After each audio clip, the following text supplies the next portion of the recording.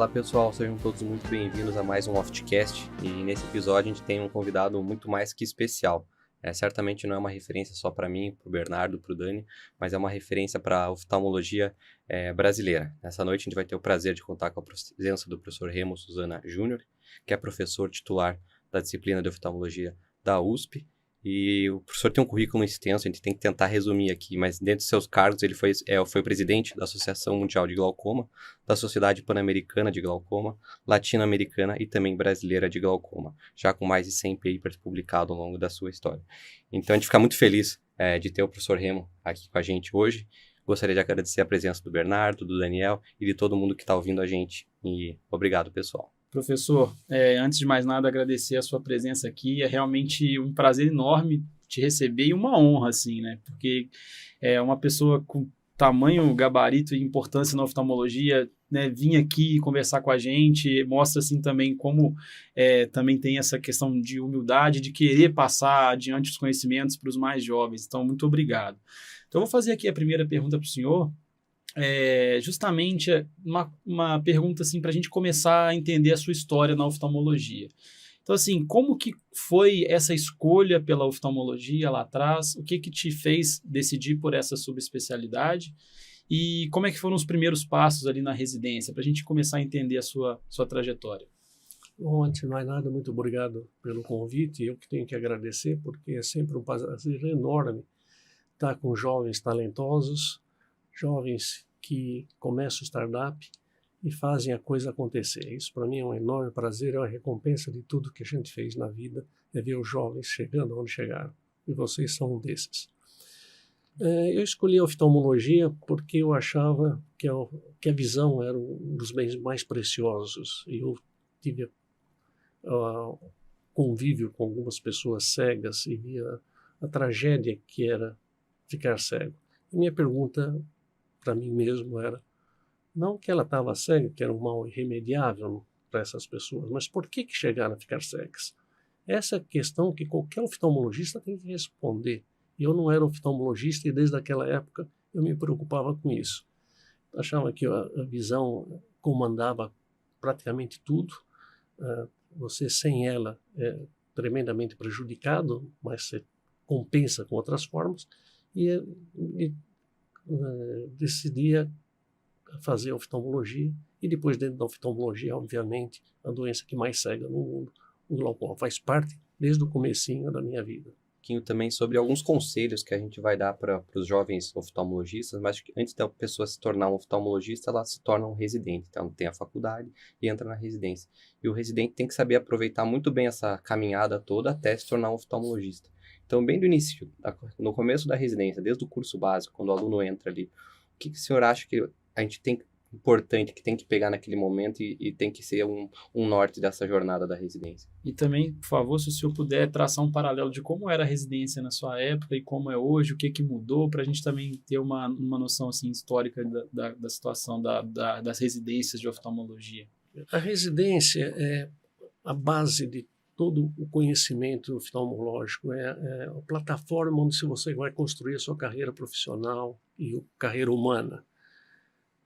Quando você vai para a residência e escolhe uma especialidade, você tem que gostar dessa especialidade.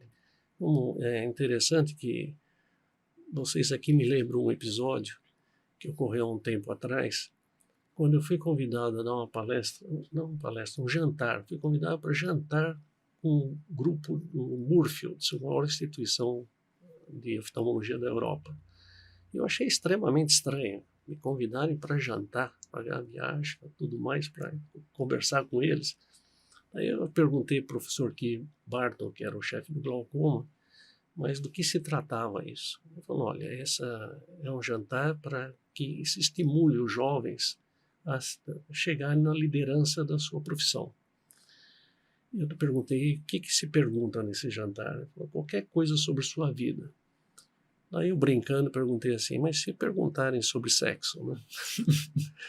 e aí vem o humor inglês. Mente. Então vocês vejam que essa preocupação é uma preocupação dos grandes instituições. formar lideranças, formar pessoas que vão para frente. E depois eu fui convidado para apresentar uma entrevista gravada na Academia Americana com o intuito de registrar os pensamentos e as imagens dos pesquisadores e glaucomatólogos mais importantes da época. Eu lá me falo, poxa vida, eles estão procurando algum estímulo, que é a mesma pergunta que você fez, o que vocês devem fazer para chegar a algum caminho e dar o seu melhor. E finalmente aí surgiu o Imperial College para eu fazer o encerramento da formatura dos residentes e dos fellows, junto com o staff, e daí eu tive que preparar uma palestra sobre os conselhos que eu daria, que são os 10 conselhos já conhecidos aqui. Então, o conselho que eu daria inicial é: faça primeiro o que você ama, que você goste, mas se a sua maior objetivo é financeiro, não vá fazer medicina, vai fazer qualquer outra coisa. Depois procure fazer de você o melhor possível, dê sempre o máximo. Lembre que a vida é muito curta e passa muito rápida, e não dá para perder tempo com essas coisas pequenas. E é muito importante, pelo menos ou foi na minha carreira, e aí eu tive uma sorte muito grande, de ter mentores que me orientassem num momento que eu achava que sabia muito, mas eu sabia tão pouco, e que eles me mostraram uma luz no caminho. E o mentor é fundamental, não aquele mentor que cobra alguma coisa em troca. Eu te ajudo aqui, mas você me convida para dar palestra lá em qualquer outro lugar. Mas um mentor que tenha vontade de te tornar alguém que queira te ajudar. Eu tive uma grande chance na vida quando, no começo, eu estava preocupado já com glaucoma, era R2, e fiz uma hipótese sobre glaucoma, sobre um efeito deletério do humor aquoso no trabeculado. Não importa, isso é para oftalmologista, mas era alguma coisa assim estratosférico para a época. E mandei verti para o inglês e mandei para o Stephen Drance, no Canadá. E a carta levava 21 dias para ir, 21 dias para voltar. E daí, quando eu recebi a carta dele, eu pensei que nunca ia responder para mim. Ele era um dos 5 maiores glaucomatólogos do mundo. E quando ele respondeu para mim: olha, Remo, tua ideia é muito bem baseada, e se você não tiver condições de desenvolver a sua hipótese aí no Brasil, vem aqui comigo, seja meu fellow. Bingo. Joguei a isca e peguei um peixão. E a segunda grande mentor da minha vida foi o professor Whitehead, um dos 5 maiores glaucomatólogos do mundo hoje em dia, que sempre que eu viajava, eu ia visitar a universidade. Se eu ia para a Alemanha, eu ia conhecer uma universidade na Alemanha, assim por diante. E lá ele estava operando e ele perguntou para mim: Remo, o que você faz para diminuir a hipotonia causada por um implante de AMED na época? Eu tinha uma técnica para isso. Eu falei a técnica para ele. Ele imediatamente falou assim, fez os cálculos todos, brilhante como ele é, viu qual era a redução do fluxo que eu conseguia. E daí ele falou: você entra comigo na cirurgia. Eu entrei com ele na cirurgia, fizemos juntos a cirurgia. Depois de 6 meses ele falou: Remo, eu já operei 25 casos com a sua técnica e realmente ela funciona. Vou te tornar famoso. É aquele cara que quer te ajudar. Ele não está pedindo nada em troca. Daí eu brinquei com ele: vai ser a coisa mais difícil da sua vida. E ele foi até hoje. Agora ele veio no curso da USP. Me escreveu: Remo, eu não poderia deixar de saudar os 35 anos de uma amizade verdadeira. Um indivíduo que é uma das mais importantes pessoas de glaucoma no mundo.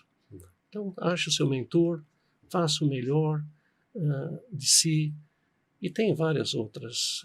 Você tem que achar oportunidades. Às vezes é um pequeno peixe num lago muito... Aliás, é um grande peixe num lago muito pequeno. E você tem que sair da área de conforto e procurar outros lugares, achar amizades, porque quanto mais conhecimento você tem, mais oportunidades você vai ter. E assim por diante. Depois, se tiver interesse, eu posso falar as outras ideias da minha vida. Nesse sentido, professor, você acabou mencionando o seu período no Canadá. E eu queria entrar um pouco nesse momento, assim, porque a gente termina a residência e muita gente só quer o quê? Entrar no mercado de trabalho, ganhar o dinheirinho, por causa dessa questão que às vezes o objetivo da pessoa é financeiro, né, ao entrar na medicina, que não é o ideal. E a gente vê que os grandes nomes da oftalmologia, assim, né, um pouco mais experientes, tiveram uma experiência internacional, de alguma forma. Eles foram atrás de fazer um fellow fora, e eu vejo que é um padrão, assim, quase todos os grandes nomes da oftalmologia tiveram essa experiência internacional. Então, queria que você apontasse assim, a importância disso na sua carreira, aprender uma nova cultura, ter contato com novas tecnologias, sair da zona de conforto, se isso realmente foi determinante para alavancar a carreira do senhor. Foi fundamental. Foi da água para o vinho. Para você ver a importância disso, eu também tinha mandado uma carta para o professor Ken Richardson, do Texas, quando eu mandei para o Drance. E o Ken Richardson estava mudando para o Alasca. Ele falou, Raymond, se você quiser vir comigo, você vai para o Alasca. Eu falei, eu vou. E tão importante que eu achava que era sair dessa área de conforto, que as coisas não batiam, a gente sentia que era uma coisa muito devagar aqui, as coisas não andavam, então eu tinha que achar um outro caminho. E o Drance foi uma pessoa extraordinária para mim, como você citou, é importante sair daqui, ir para fora, e já sair daqui, a meu ver, com conhecimento já solidificado até certo ponto, porque quando você vai para lá, você vai aprender o filé mignon. Você não vai aprender tudo que você poderia aprender aqui, porque daí você está gastando dinheiro e tempo a troco de nada. Eu não tinha dinheiro, eu vendi meu carrinho, eu tinha um Chevetezinho, eu vendi meu carrinho e fui morar lá dentro do hospital. Um quarto de hospital, dividindo meu quarto com um colega chinês. E sem um tostão. Mas o que isso me deu de riqueza em conhecimento, em convivência, em vivência com outras pessoas, como você disse, outra cultura, abriu um horizonte para mim tremendo, mudou minha vida. Eu gostaria de saber, professor, é uma curiosidade que eu tenho, uma pessoa como o senhor que chegou a esse nível de experiência e reconhecimento, eu acho que os nossos residentes gostariam de ouvir. Houve algum momento na residência algo que foi ali a virada de chave? Eu percebi que na história que o senhor contou, a pesquisa parece fazer muito parte da sua vida e da sua vida profissional. Seria esse um ponto importante para o residente estar focado em pesquisar, em trabalhar mais esta área da pesquisa para abrir portas para o desenvolvimento dele? O que o senhor acha disso? Eu acho muito importante, mas a pessoa precisa ter o dom da pesquisa. Ele precisa gostar de pesquisa. É algo que está dentro dele. Ele vê um problema, ele quer solucionar aquele problema. Ele vai na literatura, vê as explicações que não o convencem. Ele pode estar errado, mas ele tem que procurar o seu próprio caminho. Então, você tem um problema, por exemplo, característico, que começou a minha vida profissional, que foi a chave, mas aí eu já tinha mais idade um pouquinho. Não era possível, você tinha 23 sinais de glaucoma, uma área de 1,5 milímetro, um disco de 1,5 milímetro, e você tinha 5, 10 segundos para examinar o nervo óptico. Então, ninguém dava bola para o nervo óptico. Tanto é que falava com bastante subjetivo, meu professor de glaucoma na época, não vai dar bola para isso, isso é bobagem, é extremamente subjetivo. E se baseava na pressão. A pressão flutua. Então, hoje você vai no meu consultório e fala, você tem glaucoma. Amanhã você vai no meu consultório e fala, você não tem glaucoma, porque hora a pressão está alta, hora está baixa. E todo mundo convivendo com isso com uma normalidade perfeita, veio de uma doença que cegava. Agora, eu vou dar uma palestra agora em Madison, essa semana, que chama Glaucoma, a metáfora do rinoceronte cinza. Isso é bom que vocês são empreendedores. O que é o rinoceronte cinza? É um bicho de 2 toneladas que não pode passar desapercebido e as pessoas não olham para ele por várias razões. Então, se eu sei que a pressão flutua e eu vou me basear na pressão para diagnosticar uma doença que mais cega, que é um parâmetro instável, é impossível fazer o diagnóstico correto. Então, a ideia simples que eu tive na época foi, bom, já que eu não posso pegar um ladrão em flagrante, vou ver o que ele roubou. Se eu entrar na minha casa e falta uma geladeira, foi roubado. Eu vou procurar ladrão do meu jeito, mas eu sei que foi roubado. E foi isso que eu fiz. Eu levei 5 anos, examinei mais ou menos 800 nervos ópticos, vi quais as características que tinham glaucoma, e com essas 5 características, até hoje é considerado o melhor programa para diagnóstico de glaucoma, 5 regras para o diagnóstico de glaucoma, oftalmoscopicamente falando, eu cheguei a esses 5 sinais e apliquei numa população virgem. E acertei em 90% dos casos. Falei, bingo. Por sorte, a França tinha convidado pessoas que tinham novas ideias em glaucoma. E quando eu apresentei isso, pegou o mundo todo. Até hoje a Inglaterra me pede permissão para usar porque eu tenho copyright. Mas aqui no Brasil, infelizmente, isso nós temos que combater, porque nós não temos um prêmio Nobel por causa dessa mentalidade de ter, em vez de pegar os jovens e levar para cima, a gente segura o jovem que não quer deixar ele crescer mais do que a pessoa acha que tem. É aquela famosa doença do ego, que é incurável, que maltrata, que não deixa as pessoas crescerem, que as instituições dos outros são ruins e leva ao fracasso da sua vida familiar e leva também a grandes prejuízos para os pacientes, porque acham que eles sabem tudo. Aqui no Brasil, meteram um pau no trabalho. Não, isso é subjetivo, isso não vale, até que eu ganhei prêmios em todo, na França, na Itália, na China, no Japão, teve a melhor homenagem da vida. E essa coisa é procurar pesquisa para resolver problema, não para pendurar na parede dizendo que fez uma pesquisa que não vale nada, nem é citada. Isso cria uma barra muito baixa. O indivíduo não faz pesquisa para aparecer, para ter um nome. Não, isso não é a pesquisa que vale. Aliás, o British Medical Journal, um tempinho atrás, o editor publicou que 80% dos trabalhos publicados no mundo são lixo, não serve para nada. Então, o pesquisador é importante. Agora, por que ele é importante? Porque ele vai ler tudo sobre aquele assunto. Então ele vai aprender, vai ser um especialista imediato sobre o assunto. Segundo, vai criar o conceito para ele, a ferramenta para ele falar, será que eu estou certo? Será que eu estou errado? Porque a hora que eu publicar isso, vai ser público. E daí pode me flechar até eu morrer. Então eu tenho que fazer o melhor possível. Isso cria, pole a sua imagem, pole a sua mentalidade, seu conhecimento. Ele vê sempre os dois lados da coisa. E é o que a gente usa na clínica. É esse raciocínio do risco-benefício. Então eu acho muito importante ser pesquisador, mas ter vontade, desenvolver-se para ser um pesquisador e não fazer trabalhinhos que copy and paste. É isso que o professor falou, né? Fazer bem feito, porque no final das contas é o teu nome, é o dos teus colegas que vão estar lá publicados e você... Não, isso que ele falou faz muito sentido, né? A gente vê muitas pessoas querendo publicar só para falar que tem um trabalho publicado, ou então para currículo ficar mais encorpado para algum concurso, e não para resolver um problema real, né? E causar um impacto que o paciente possa, em última análise, sentir o impacto desse avanço na ciência, né? Então, acho que faz muito sentido. Acho que continuar, professor Remo, assim, voltando à parte que o residente ali se formou, já virou um oftalmologista também.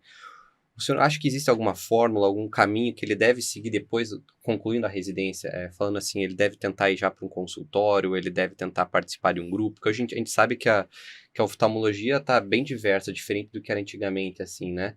Então, hoje existem grupos grandes, existem consultórios particulares, existem clínicas conveniadas. O que o professor acha que seria um caminho ideal, ou não existe um caminho ideal para o oftalmologista formado? Depende do que o residente quer. Isso varia muito. Tem residentes que querem trabalhar na indústria, por exemplo. Ele vai trabalhar na indústria. Ele quer fazer carreira acadêmica. Ele vai fazer carreira acadêmica. Agora, do ponto de vista holístico, é importante sempre ter um plano B.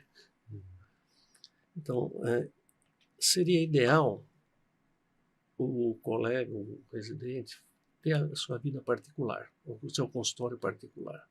Porque, como a gente vê hoje em dia, os convênios estão verticalizando, estão cada vez oprimindo mais o médico, estão cerceando a liberdade médica, e infelizmente isso só tende a crescer. A gente vê que isso está crescendo. Então você ter um consultório particular ajuda muito, porque você não é contaminado por esse tipo de coisa. Só que você não consegue um consultório particular de cara. Então o que eu aconselharia hoje em dia, que eu vejo alguns jovens de sucesso fazerem? Começa trabalhando convênio, mas tendo um consultório particular que você vai estudar. Como eu fiz no meu tempo, eu estudava no meu consultório particular, eu tinha estudado no consultório particular, eu estudava lá, não ia aparecer ninguém, não estava perdendo meu tempo, estava ganhando, e 2 ou 3 vezes por semana eu ia trabalhar em convênio fora daquela área, para não misturar convênio com particular. E daí isso foi crescendo, um foi chamando o outro, e daí o consultório ficou tão grande da forma particular que, obviamente, há décadas eu não atendo convênio. Então, mas é um caminho. Você tem que ter o convênio para mostrar quem você é, porque se ficar só no consultório, ninguém vai te conhecer. O particular é difícil. Segundo, você tendo o seu consultório particular, você tem que ser bom. E tem que lembrar que não existe você ser bom sem sacrifício, sem estratégia, não tem. Você tem que focar aquilo que você quer chegar, mirar e ir lá. Agora, cada um tem seu gênio. Eu adoro a vida acadêmica. Adoro por causa dos jovens que eu tenho na minha frente. Se bem que agora, como titular, eu tenho muita parte burocrática, mas praticamente 80% do que tem de equipamento de oftalmologia da USP fui eu que consegui com meus pacientes, que doaram. E ainda estão doando, só agora Novos equipamentos que chegaram. Porque sem isso não existe avanço na ciência. E nada como presentear os jovens com ferramentas para que eles usem e cresçam.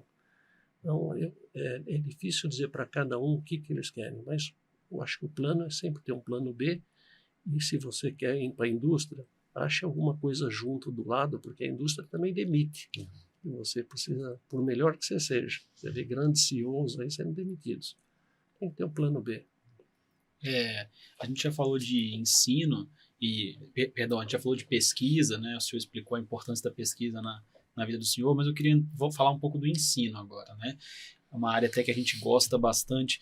Então, assim, qual foi a importância de estar inserido dentro da USP, de ter passo a passo, galgado posições lá dentro até chegar à posição de professor titular, e quanto que isso foi importante também para alavancar a carreira do senhor como médico no consultório do senhor, e até para servir de estímulo para as pessoas que estão aí começando a se manterem dentro da universidade, até uma forma de retribuir para a sociedade assim, as oportunidades que a gente teve durante a nossa formação. Então, eu queria que o senhor falasse um pouquinho disso para a gente, por favor.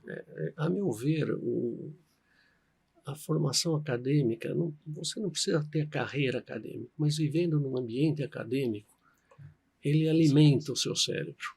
Você está sempre questionado. Dentro do meu consultório, ninguém me questiona. Eu sou dono da minha verdade, sendo ela verdadeira ou não, mas eu sou dono. Num ambiente em que você tem bilhões de cérebros, de neurônios, de várias pessoas te questionando, te olhando e competindo até, você tem um estímulo muito forte para tentar ser o seu melhor. E eu acho muito importante isso. Tanto é que eu fiz não só os 3 anos de residência, como fui preceptor. Eu acho que a preceptoria é importante para você sedimentar e acrescentar alguma coisa no seu conhecimento e aprender também a ensinar, que é muito importante. A gente não pode correr numa corrida de aqueles bastões que você dá e chegar no fim e não ter para quem entregar. Você tem que entregar para alguém. Você tem que formar algumas pessoas que continuem fazendo um papel fundamental para a sociedade, que é o nosso objetivo maior quando você escolhe a medicina. Você quer fazer o bem. Você quer fazer o melhor possível e que você quer que outras pessoas continuem fazendo o bem melhor que você, se possível. É a forma até de criar um legado, né? Quando o senhor parar aí de atender, vai ter centenas de oftalmologistas que o senhor impactou de forma positiva na formação deles, então o legado vai se perpetuando. A gente até falou disso outro dia, né? E até a melhor forma de você aprender é ensinando outra pessoa. O que você ensinou para alguém, aquilo fica cada vez mais vivo na sua memória. Eu acho que é muito E importante. tem também o fato de, no ambiente acadêmico, você vê centenas de pacientes diversos, e já examinados por outro, quer dizer, você só vai pegar o filé mignon da discussão. Então é fundamental nisso. Você tocou um ponto importante. Você veja, eu desconheço, pode ser que exista, mas numa especialidade, numa subespecialidade, você tem 3 colegas que fizeram com você, que foram teus assistentes, e hoje são professores titulares e professores associados dos Estados Unidos, com menos de 45 anos de idade. Por sorte, eu sou padrinho de casamento de 2 deles. Então, e somos extremamente amigos hoje. Nós somos unha e dente, quer dizer, nós convivemos muito, sem contar as dezenas que estão espalhadas pelo Brasil. Então, você transmitiu alguma coisa que impactou e mudou, talvez, o destino de muitas pessoas. Como, não só eu, como todos os professores da UF. E outra coisa, né, professor Remo, você está no meio de pessoas muito boas que estão estudando, que te levam para frente, né? Você não está excluído num lugar que não vai te levar a lugar nenhum. Então, pessoas que também estão querendo elevar o nível da discussão faz você crescer também e ir atrás, você não quer ficar para trás, né? Esse é um dos conselhos que eu dou lá para os jovens, que é o 3º conselho. Monte um time de pessoas leais a você, com os mesmos princípios que você, mas que complemente o que você sabe. Porque daí você forma um time. Então, todo trabalho científico, você escolhe, por exemplo, as pessoas e monta o time. Aí você vê quem é realmente pesquisador, quem ama e quem não é. No próximo trabalho científico, quem não amou, quem não fez o que devia fazer, tchau. Você pega. E com isso você vai polindo e formando um time para crescer. E o time é importante na vida toda, para tudo que você faz. A gente sozinho vai rápido, mas não vai longe, né? Tem até uma frase de impacto que diz, né, que se você é a pessoa mais inteligente de uma sala, saia dessa sala, porque você não vai estar crescendo, né? Você tem que estar convivendo com os melhores para você ser a melhor versão que você, né, pode ser. E o senhor falou sobre questão de formar um time, mas eu queria trazer essa metáfora para a questão da família. Na outra conversa, o senhor falou da importância de formar uma família e, em paralelo, a sua formação profissional. O senhor deixou isso bem claro. Não adianta, primeiro eu vou dedicar para o meu trabalho, depois para minha família, ou primeiro para minha família, depois... Tem que ser uma coisa o tempo todo caminhando junto em harmonia. Então, eu queria que o senhor falasse para a gente de novo, né, sobre a importância da família e como que o senhor conduziu aí, formou a sua família ao longo desses anos todos de profissão. Bom, primeiro, eu agradeço isso que você está dizendo, mas grande parte dessa família que eu tenho é da minha mulher. Ela é excepcional. Aliás, foi um presente de Deus. Não é para contar a história, mas foi quando eu pedi a Deus que ela apareceu. Então, ela é fantástica, parceira para toda hora. Você aprende, de preferência, com o erro dos outros. E eu vivendo nesse meio profissionais de pessoas extremamente capazes, extremamente famosas, professores da Inglaterra, da Alemanha, da França, etc. Você vendo esse mundo, você pensa assim, puxa, mas está faltando uma coisa importante. Onde está a família dessa pessoa? Eles são ótimos naquilo que é fácil fazer. Estudar, fazer cirurgia, que é algo que tem poucas variáveis. Agora, família, ser humano, esposa, filhos, aí você tem que ser esperto. Você tem que saber que o que no final do dia, como diz o americano, vai sobrar é a tua família. Porque a tua profissão você vai parar um dia. E você vai continuar. Agora, não tem nada melhor do que você ter a tua família junto com você, participando de você. Então, no começo da minha vida de casado, eu convidava a minha mulher para todas as viagens que eu tinha. Mesmo que ela não tivesse dinheiro, a gente vai para um hotel pior, mas ela vai junto. Eu vou, em vez de business, vou em econômica, mas ela vai junto. Levando uma filha junto quando possível. Eu tenho 3 gêmeas e mais uma, 4, né? E daí ela viu que a vida que eu ia viajar não era para outras coisas, era com o objetivo único de crescer na vida e ajudar meus pacientes. Porque o investimento é pesado, mas com isso você vai ganhando respeito, você vai ganhando confiança da sua esposa, sabendo por que você está lá, vendo o ambiente que você vive. Então ela é uma parceira. Então isso é extremamente importante. E ver os erros dos outros, que não dão bola para a família, que brigam em casa. Tem muita gente que fica trabalhando, um excelente profissional, porque não vai para casa. Ele vive com aquilo que ele sabe fazer, porque lidar com as pessoas ele não sabe. Eu acho que é fundamental você, se eu fosse só trabalhar e esquecer da minha família, eu não ia ter a família que tenho. E se eu fosse só pensar na família e não fosse trabalhar do jeito que eu trabalhei, eu não ia. Mas aí que a pessoa mede a sua capacidade de aglutinar as duas coisas, que é extremamente importante. Construir a família ao mesmo tempo que constrói a sua vida profissional. E não vem com desculpa, não. Uma não atrapalha a outra. Não. Dá para fazer muito bem isso e com prazer.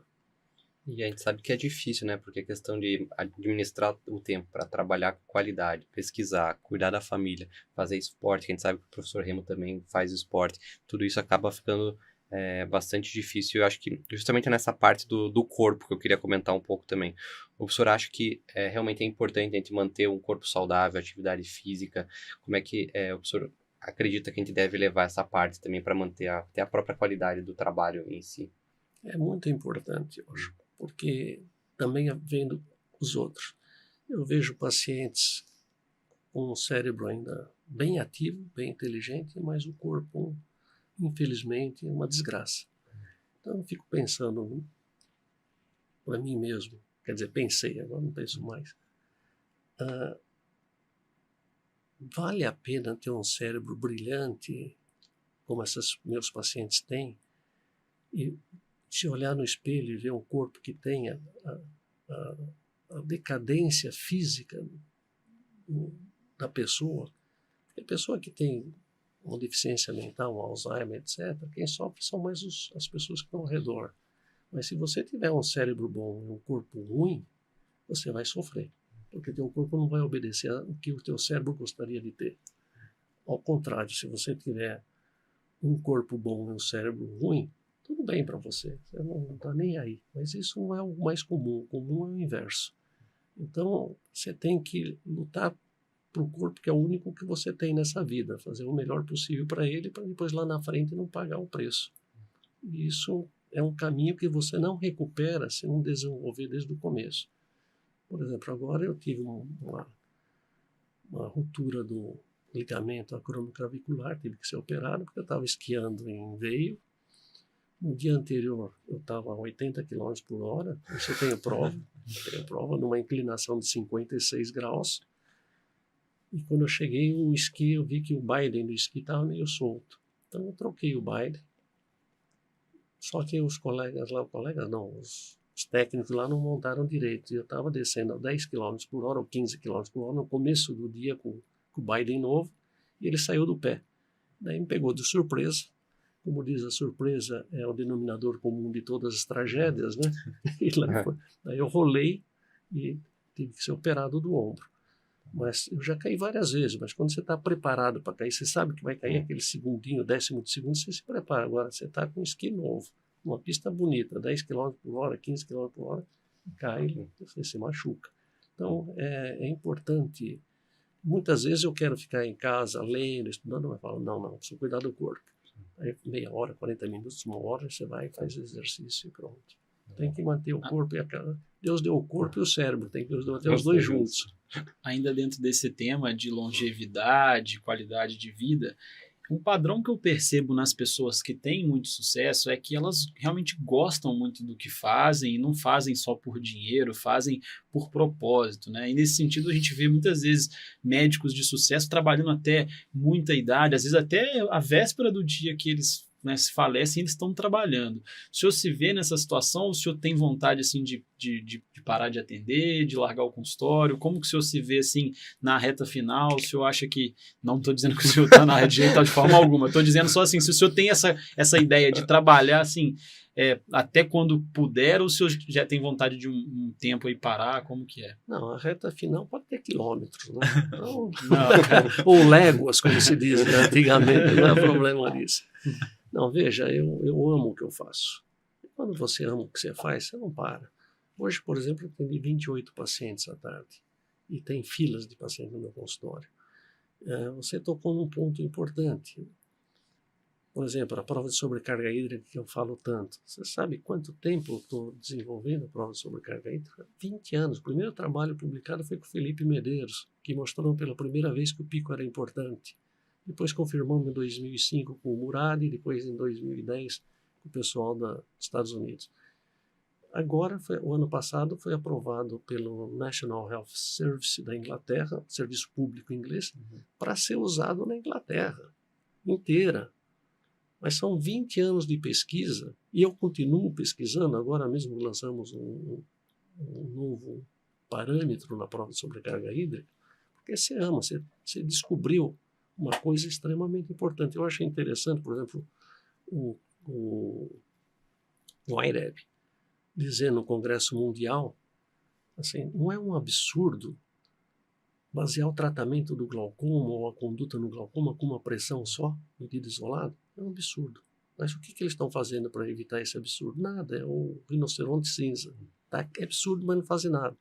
E eu acreditei na prova de sobrecarga hídrica, apesar que vocês conhecem muito bem, que no Brasil todo mundo fala contra. O que você faz é contra. O meu implante, 7 anos, 2010, me pediram para fazer um implante brasileiro, porque o pessoal carente, o paciente carente não tinha. Levei 7 anos fazendo, desenvolvendo. Foi lançado em final de 2017, começo de 2018. Tem 3 mil brasileiros com implante no mundo. E agora o AMED imitou meu implante, segundo palavras do professor Jacques Schoff, da Universidade de Columbia. E ele coloca assim: Remo, não fique chateado, porque a imitação é um tributo ao inventor. Então você não só desenvolveu um implante, que é muito bom perto dos que existem, como propiciou que outros imitassem o implante para propiciar o bem para os outros. Então você não para. São 7 anos que eu tive que largar meu consultório, ir para o Rio.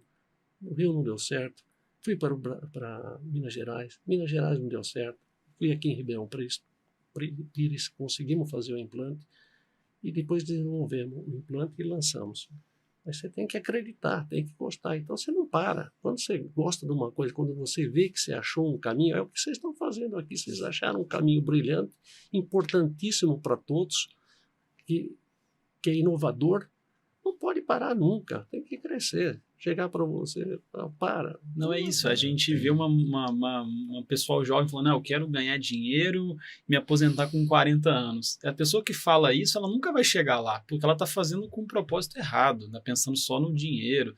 E a gente vê, tem muitos empresários de sucesso, sei lá, o Abílio Diniz, por exemplo, vários caras que estão, assim, querendo cada vez mais crescimento, e na área da medicina é cada vez mais publicações e causar impacto, né? Então isso é muito interessante. Esses jovens que falam assim, eles mudam de ideia com o tempo um pouco, alguns.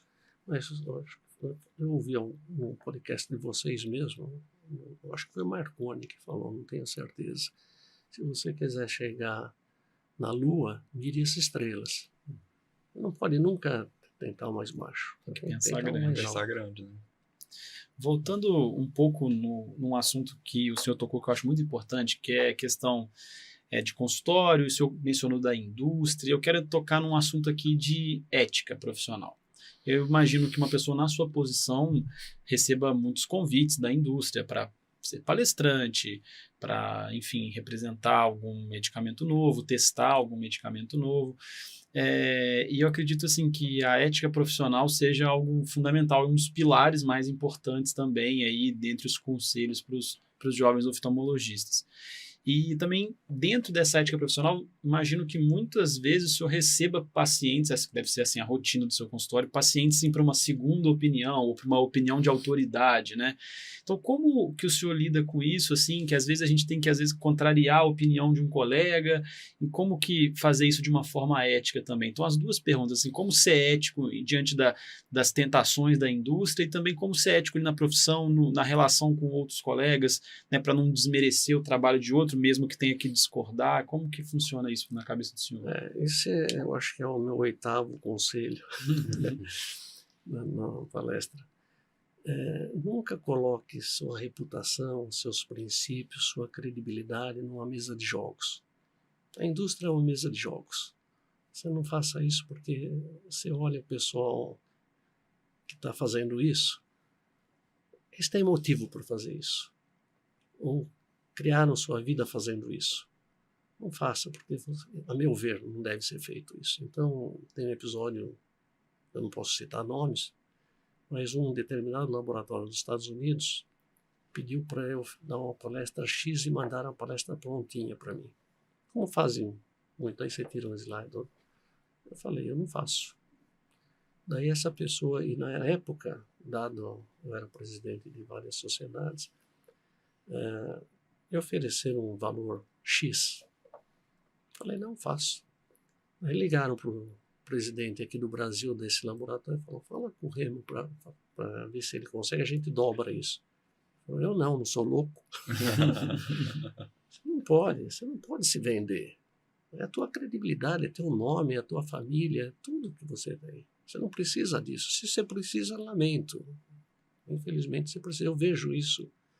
Colegas se vendendo, pagos para a indústria para ir treinar cirurgia em outro país. Coisa lamentável, mas a humanidade é feita dessa forma e a gente não pode criticar. A gente está vendo muito isso com os MIGs aí, né? Essa pressão absurda. E agora? Não faça ou não faça? Mas se eu não fizer, outro vai fazer. Deixa o outro fazer. Você não se suja, durma com a cabeça tranquila. Você me pergunta como lidar com colegas que, por algum motivo, você tem uma discordância de opinião. Por exemplo, eu tenho um governador de um determinado estado e foi enviado por um colega para mim com glaucoma inicial. Isso eu posso fazer a pergunta para vocês também. Só que quando ele chegou para mim, ele tinha um glaucoma bastante avançado. E daí é um bico de sinuca, porque se eu falo que é inicial e o governador vai em outro paciente 15 dias depois, um mês depois, quem deixou ficar avançado fui eu. Se eu falo que foi avançado, quem fica mal é o colega que encaminhou, que não tem culpa, não é um glaucomatólogo, etc. Mas, só para dar um exemplo. Para mim seria muito fácil criticar o colega. Olha, ok, está tudo defeito. Não, perguntei para o governador, quanto tempo o senhor, a última vez que o senhor foi com o colega? Falou, há 6 meses. Falei, piorou muito. E daí, porque não é vantagem nenhuma. Ninguém é perfeito. Então, existe o erro humano, que é natural. Agora, o erro humano de malandragem aí é contestável. Aí a gente pode dar uma queimadinha no colega. Mas, porque para ele aprender a não fazer mais isso. Ou tentar aprender. Mas quando o colega faz que não é a especialidade dele, faz com a melhor boa vontade, está tentando o paciente, aí todos nós erramos uma vez ou outra. E isso, nós não vamos recuperar o que perdeu, e sim nós temos que evitar que perda mais. Bom, professor, acho que eu vou deixar o professor à vontade para falar, se quiser comentar mais alguma dos conselhos que um jovem oftalmologista deva receber agora, fique à vontade para comentar, se tem alguns 10 itens. Eu acho que vocês tocaram quase todos os assuntos importantes. Então, antes da gente terminar, eu só queria fazer mais uma pergunta, que é para a gente também traçar uma perspectiva futura, assim. Como que o senhor enxerga o futuro da oftalmologia, principalmente o ensino, assim, se o senhor vê algum grande problema no ensino da oftalmologia, se o excesso de médicos que está se formando aí é prejudicial na visão do senhor para a medicina como um todo, e, enfim, traçar um panorama futuro da nossa especialidade, como que o senhor acha que está caminhando, se está caminhando num caminho bom, tem essa questão dos optometristas também. Então, assim, como que o senhor vê assim, a oftalmologia daqui 5, 10 anos? Eu vejo com um certo temor. Eu acho que eu li um outro dia que o Brasil é o segundo país do mundo que tem maior número de oftalmologistas, né? É um absurdo. Porque você precisa se formar. Você não pode formar curandeiros. Você não pode formar médicos sem capacidade. A hora que eu vou em determinado médico, é porque ele é médico. Eu acredito nele. Eu estou deixando, pondo na mão deles um bem precioso, que é a visão. No meu caso do oftalmologista, é a visão. A cegueira é o segundo maior temor da humanidade. O primeiro maior temor é câncer incurável, o segundo é a cegueira. O indivíduo está dando seus olhos, sua visão, na tua mão porque você é médico. E ele admite que você seja um bom médico. Mas se você não é um bom médico, a ignorância não é uma virtude. Você não foi bom médico por vários motivos, talvez por escolas, talvez por exemplos nas escolas que não são boas. Você pega, por exemplo, uma USP em que a competição é grande, onde exige-se a excelência, exige-se a união e competição para criar os melhores médicos possíveis. E você vai em outras escolas que é para receber diploma, aí é um prejuízo tremendo para a humanidade. E o que acontece? Esses maus médicos puxam o prestígio de ser médico para baixo. E com isso o médico vai perdendo aquele status que ele tem na sociedade. Porque quando fizeram um survey nos Estados Unidos, o que se achava da profissão médica, 80 e tantos %, mas em grandes universidades, disseram que a profissão médica é uma maravilha, porque permite que a gente tente fazer o nosso melhor para preservar o melhor dos nossos pacientes. Mas a única coisa que os médicos gostariam não é só a qualidade de vida deles, mas fundamentalmente o status que a condição de médico e professor, ou quer que seja, dá. E isso, infelizmente, estava sendo perdido. Eu vi numa propaganda nos Estados Unidos que procure uma segunda opinião, dá por preço. Médico X, $1.200, isso é o fim da picada. Procurar uma segunda opinião por preço, não, só posso pagar 400, não vou pegar aquele médico.